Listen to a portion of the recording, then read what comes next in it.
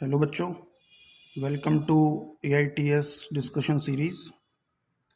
तो ये क्वेश्चन आपको दिया है, एक रिएक्शन है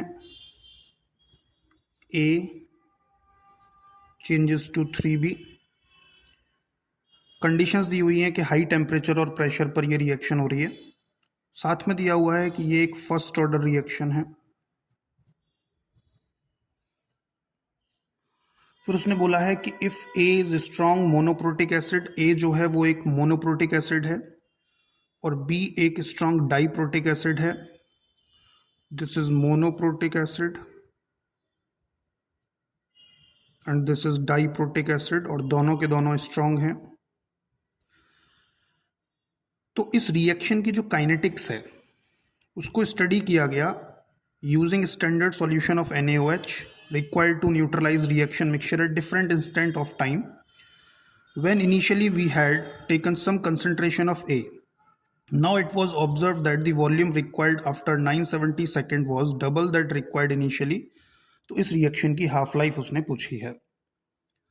तो लेट्स से time t is equal to 0 पर हमने small a concentration A reactant की ली हुई थी और time t is equal to 0 पर प्रोडक्ट की कंसंट्रेशन 0 होगी। किसी टाइम t पर A की कंसंट्रेशन कम हो गई और बची A माइनस एक्स और B का कंसंट्रेशन बनेगा 3x मोलर, क्योंकि इसका कोफिशिएंट 3 है।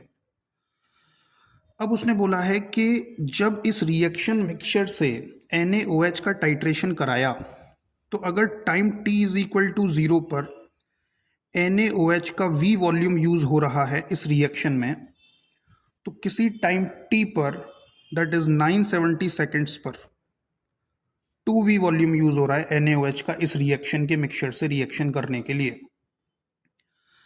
अब A एक मोनोप्रोटिक एसिड है तो time t is equal to 0 पर इस रिएक्शन में सिर्फ A एसिड होगा, तो जो NaOH हम डालेंगे वो सिर्फ A से रिएक्शन करेगा, जबकि टाइम t जो कि क्वेश्चन में 970 सेकेंड्स है उस पर ये NaOH A से भी रिएक्शन करेगा क्योंकि कुछ A प्रेजेंट है और B से भी रिएक्शन करेगा क्योंकि कुछ B प्रेजेंट है।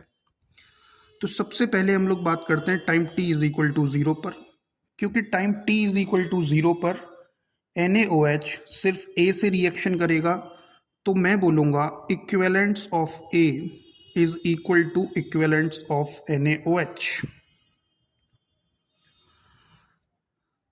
अब इक्विवेलेंट्स A के कितने होंगे? Molarity into n factor. तो A की मोलैरिटी है स्मॉल a और n फैक्टर A का 1 है क्योंकि वो एक मोनोप्रोटिक एसिड है। और NaOH के इक्विवेलेंट्स के लिए मान लेते हैं कि जो स्टैंडर्ड सॉल्यूशन NaOH का था उसकी नॉर्मेलिटी n थी into time t is equal to 0 पर NaOH का V वॉल्यूम यूज हुआ है। Let it equation first.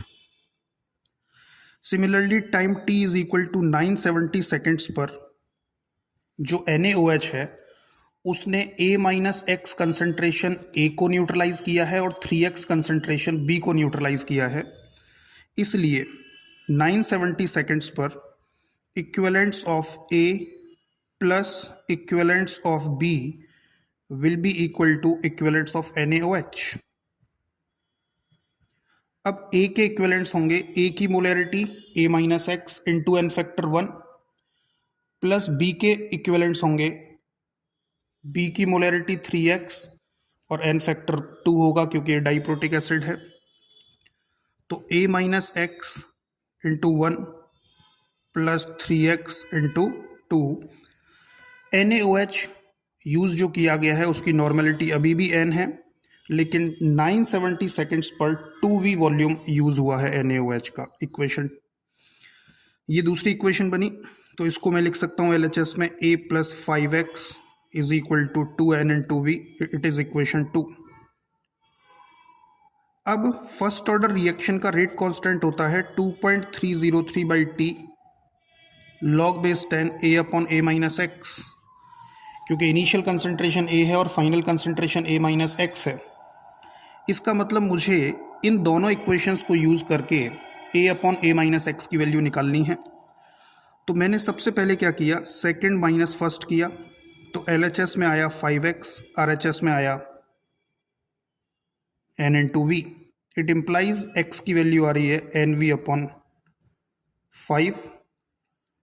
Late it equation number 3. Equation 1 minus अगर 3 करेंगे तो LHS में आएगा a-x, RHS में आएगा 4NB/5. Let it equation 4.